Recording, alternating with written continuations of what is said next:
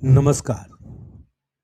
मैं कहानियाँ सुनाता हूँ कि 688वीं कड़ी 688th एपिसोड में आप सभी का हार्दिक अभिवादन, अभिनंदन, स्वागत और आभार।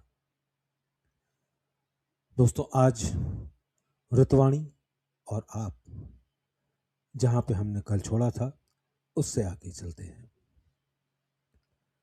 साधना में लापरवाही जहर के समान है।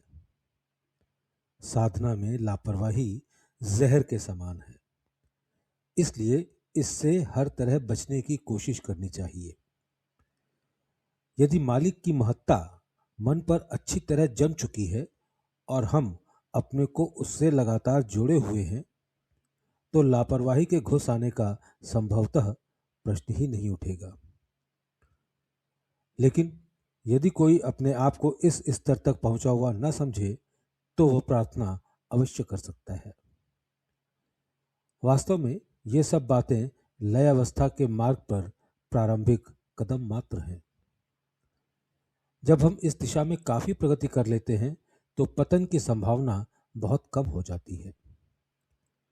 पतन को रोकने का एकमात्र अमोघ उपाय है सद्गुरु की आकृति पर ध्यान करना, जो वास्तविक अर्थ में सद्गुरु की सारूप्यता करने के लिए यह क्रिया बड़ी सहायक है, जो इस साधना की एक उच्चतम उपलब्धि है और जिसे हम लयावस्था की एक विकसित स्थिति कह सकते हैं। सत्य का उदय पुस्तक में दिए हुए मानचित्र में माया से संबंधित पहले 5 व्रत अव्यक्त गति की स्थिति का प्रदर्शन करते हैं। उसके बाद 11 व्रत अहंकार की विभिन्न अवस्थाओं के गुजरते हुए उस आखिरी सीमा तक के द्योतक हैं। अहंकार के मंडल के बाद केंद्रीय मंडल आता है, जिसमें 7 व्रत हैं। समझने की सुविधा के लिए इन्हें प्रकाश के व्रत कह सकते हैं। इन 7 व्रतों में से होकर अंतिम स्थिति प्राप्त करने वाला व्यक्ति मुक्ति की चरमावस्था को प्राप्त माना जाता है। अपने जीते जी जीवन के दौरान केंद्रीय मंडल में घुसकर उसमें पैराव करना अब तक असंभव माना जाता था।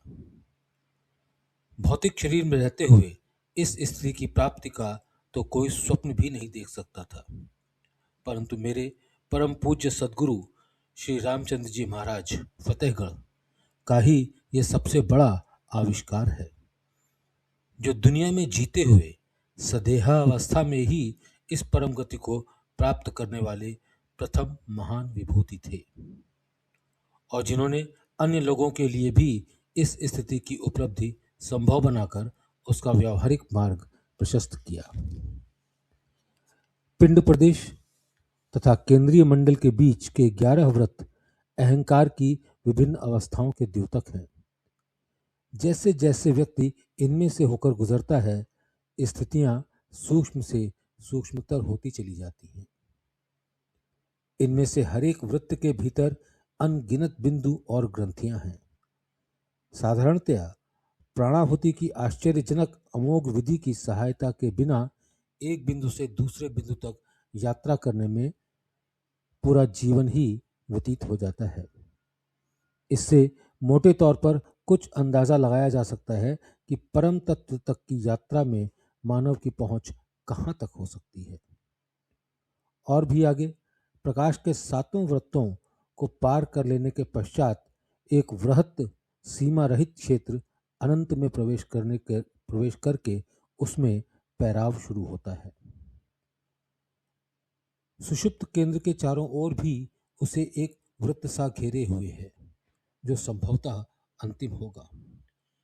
अनुभव लेने या प्रयोग करने की दृष्टि से एक बार मैंने उसमें घुसने की कोशिश की थी, परंतु अचानक शक्तिपूर्ण झटके ने मुझे तुरंत वापस फेंक दिया।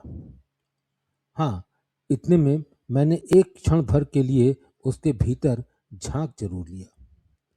उससे मैं इस निष्कर्ष पे पहुंचा कि शायद मानव की पहुंच की ये अंतिम सीमा होगी। मैं चाहता हूं कि आप सब वहां तक पहुंचें, बल्कि उससे भी आगे यदि मानव के लिए संभव हो।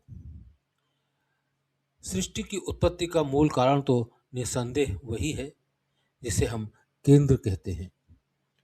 दर्शन के पंडित आगे आए और कार्य कारण के तर्क द्वारा इसे सिद्ध करने का प्रयत्न करके देखें। हालांकि इससे वो कभी सही आधार नहीं हो सकता। हालांकि इससे वो कभी सही आधार नहीं हो सकता। इसकी समझ बहुत ऊंचे पाए के संत के क्रियात्मक अनुभव और प्रत्यक्ष दर्शन द्वारा ही संभव है।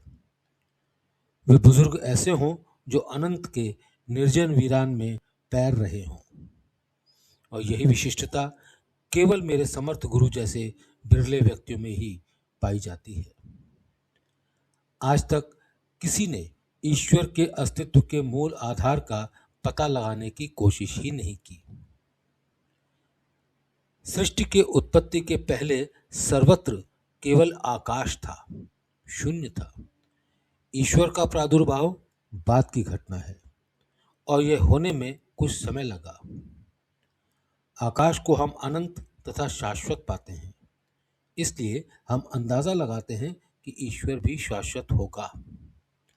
काल यानी समय ईश्वर के आने के बाद आया, इसलिए आकाश ईश्वर की जननी बना और काल उसकी ऋणात्मक अवस्था थी। इसलिए हर एक वस्तु का अंत अंतहीनता में ही होना है। इसलिए हर एक वस्तु का अंत अंतहीनता में ही होना है। गति भी हर चीज में मौजूद थी, चाहे वो कितनी ही मंद या अदृश्य क्यों न रही हो। कोई प्रश्न उठा सकता है कि आकाश किसने बनाया? इसका जवाब संभवतः यही हो सकता है कि ईश्वर की उत्पत्ति और सृष्टि के सृजन की आवश्यकता आकाश के अस्तित्व का कारण बनी होगी। वो तो है और हमेशा बना रहेगा, और इसलिए वो शाश्वत है। तो फिर ईश्वर के बदले आकाश की ही पूजा क्यों न करें? ऋग्वेद में इस दिशा में निश्चित इशारा मिलता है। इसलिए पुरुषः पुरुष सूक्त चारों वेदों में मिलता है, लेकिन आवश्यक स्पष्टीकरण के अभाव में रहस्य ज्यों का त्यों बना रहता है। यदि कोई अपने भीतर आकाश की सी स्थिति पैदा कर ले तो वह उस उच्चतम बिंदु तक पहुंच गया जो शून्य की चरमावस्था के सदृश्य होती है, और जहां तक पहुंचने की इच्छा हर एक को अवश्य होनी चाहिए। यह उपाय वास्तव में अद्भुत है और साथ ही बिल्कुल सही भी। आकाश या शून्य ही परम तत्व है।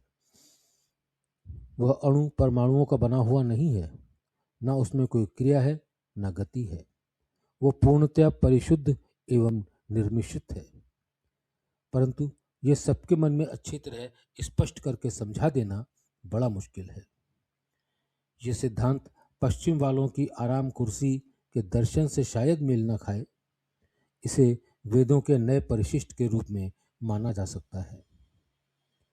आकाश स्थान है और अवकाश समय या काल। दोनों एक दूसरे से बिल्कुल भिन्न हैं। काल आकाश की सृष्टि है और इसे आकाश का स्थूलतर रूप मान सकते हैं। वास्तव में यह सारा विश्व अवकाश या काल का प्रकट या दृष्टिगोचर रूप है, जबकि ईश्वर की उत्पत्ति आकाश से हुई। आंतरिक वृत्त से ईश्वर उत्पन्न हुआ और बाहरी वृत्त से विश्व की उत्पत्ति हुई। दोनों के बीच का हिस्सा विलीन हो जाए, जैसा कि महाप्रलय के समय होता है, तो केवल आकाश या शून्य रह जाता है। इसका अर्थ ये हुआ कि अंतिम चिन्ह रूप आकाश में परिवर्तित हो जाता है, या यूं कहिए अंतिम चिन्ह रूप स्वयं ही आकाश है। गहरी भक्ति में किसी प्रकार के भेदभाव को स्थान नहीं रहता। इस स्थिति के कुछ ही आगे वो बिंदु है जहां से ईश्वरीय प्रेरणाएं मानव हृदय में उतरती हैं। भूतकाल के ऋषियों में से शायद बहुत कम लोग इस स्थिति तक पहुंचे होंगे। उससे आगे की तो बात ही कहां। तथ्य यह है यही वह वास्तविक प्रक्रिया थी जिसके द्वारा ईश्वर का आविर्भाव हुआ। इसे मैंने अदृश्य गति के नाम से उल्लेख किया है, जो बाद में सृष्टि का मूल कारण बनी। भूतकाल में ऐसी महान आत्माएं रही होंगी जो कदाचित ही माया के क्षेत्र के आगे तक पहुंच सकी हों, परंतु उनमें से मुश्किल से एक भी ऐसी न होगी जो अहंकार के पूरे 11 आवरण व्रत चूर चूर कर देने में सफल हो सके हों। अधिकांश तो स्थूलतर आवरणों को ही दूर नहीं कर सकी, सूक्ष्मतर एवं सूक्ष्मतम की तो बात ही दूर रही। परंतु अहंकार से पूर्णतया विरहित हो जाना भी असंभव है, क्योंकि ईश्वर और मानव के बीच नाम मात्र का फर्क बनाए रखना तो आवश्यक है। वास्तव में यही एक पर्दा है जो मानव को ईश्वर से अलग रखता है। निम्न स्तरों पर यह पर्दा स्थूलतर एवं घना रहता है, परंतु जैसे जैसे एक मंडल में प्रगति होती जाती है, ये झीना और सूक्ष्मतर होता जाता है। अंत तक पहुंचते पहुंचते ये नाम मात्र का रह जाता है। मोटे तौर पर इस अंतिम अवस्था को ही अंत में लय या परम तत्व से एकीकरण की उपलब्धि मान सकते हैं। ऐसी आत्मा विरल ही होती है, परंतु युग युगों के पश्चात कभी एक बार अस्तित्व में आ सकती है, और ये तभी होता है जब प्रकृति अपने कार्य की निष्पत्ति के लिए पृथ्वी पर उसकी उपस्थिति चाहती है। आपको यह सब लिखने का मेरा एकमात्र उद्देश्य यही है कि आप में भी उस अहम चेतना की चरमावस्था की प्राप्ति के लिए आकांक्षा जगे, जहां अस्तित्व मिटते मिटते लगभग अनस्तित्व की कोटि तक पहुंच जाता है। उस चरम कोटि तक पहुंचने के लिए हमें अपने उन सब अवरोध बंधनों को तोड़ देना आवश्यक होगा जो प्रगति के मार्ग में रोड़े बन रहे हों। यदि हमारे मन में अंतिम लक्ष्य पूर्ण दृढ़ता से प्रतिष्ठित हो गया है, तो हर अनावश्यक वस्तु का आकर्षण जाता रहेगा और हम उनके पाश तथा बंधनों से मुक्त हो जाएंगे। चिन्ह, आइडेंटिटी के बारे में ये कह सकते हैं कि वो कुछ एक सूक्ष्म भाव की तरह है जो बाद में विकसित होकर विचार का रूप ले लेता है। उसका ठीक ठीक तात्पर्य व्यक्त कर पाना बहुत कठिन है। हम मान सकते हैं कि वह है जो हमारे मूल उद्गम की चेतना को हमारी पहचान में लाता है, या आदि चेतना का किंचित स्थूल रूप, या दूसरे शब्दों में बहुत ही कम स्थूल आवरण में ढका हुआ परम तत्व। स्थूलतर रूप में हमारे हृदय में यह ख्याल उत्पन्न करता है कि कहीं आगे कोई ऐसी चीज जरूर है जो उसके यानी ख्याल के आविर्भाव के कारण रही हो। इससे वह इस निष्कर्ष पर भी पहुंचता है कि उसके भी पश्चात उसका स्वयं का भी कोई एक कारण अवश्य होगा। यह कारण और कार्य की श्रृंखला तब तक जारी रह सकती है जब तक हम उस बिंदु तक ना पहुंच जाएं जहां यह श्रृंखला भी हमारी चेतना से दूर निकल जाए। तर्क संगत दृष्टि से हम ये भी कह सकते हैं कि इसका भी कोई कारण होगा, परंतु वह सब मानव की समझ से परे की बात है। इतना ही कहना पर्याप्त होगा कि अपने सूक्ष्मतम रूप में इसे चिन्ह कहा जाता है। हर शरीरधारी आत्मा का एक चिन्ह होना आवश्यक है। हर शरीरधारी आत्मा का एक चिन्ह होना आवश्यक है, जो उच्चतर कक्षाओं में अपेक्षाकृत झीना और सूक्ष्मतर होता चला जाता है। चिन्ह जितना ही सूक्ष्म होगा, व्यक्ति जीवन में उतना ही सामर्थ्यशाली होगा। कुछ लोगों का अभिमत है कि अवतारों का कोई चिन्ह नहीं होता। मैं उनसे सहमत नहीं हूं, क्योंकि यदि उनके चिन्ह रूप न होते तो वे उन्हें सौंपे हुए कार्य को संपन्न करने के लिए शरीर से काम न कर सकते। अपने कार्य को पूरा करने के लिए उन्हें एक भौतिक शरीर की आवश्यकता होती है, इसलिए उनमें चिन्ह रूप का होना उतना ही आवश्यक है जितना किसी भी अन्य व्यक्ति के लिए। चिन्ह रूप का अस्तित्व महाप्रलय तक रहता है, जिसके पश्चात उसका अलग व्यक्तित्व या चिन्ह रूप एक सार्वचिन्ह रूप में लय हो जाता है। यह सार्वचिन्ह रूप आगे चलकर दूसरी नई सृष्टि का कारण बनता है।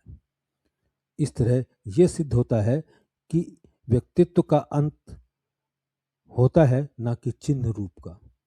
ऐसा परम तत्व में विद्यमान प्रसुप्त क्रिया की वजह से है, जहां अस्तित्व तथा अनस्तित्व में नाम मात्र का भेद रह जाता है। दोस्तों, आज का पाठन यहीं रोकते हैं। इसके आगे हम अगले अंक में सुनेंगे। आप सब अपना कीमती वक्त निकाल कर इसको सुनते हैं, इसके लिए मैं आप सबका हृदय से आभारी हूँ। बहुत बहुत धन्यवाद।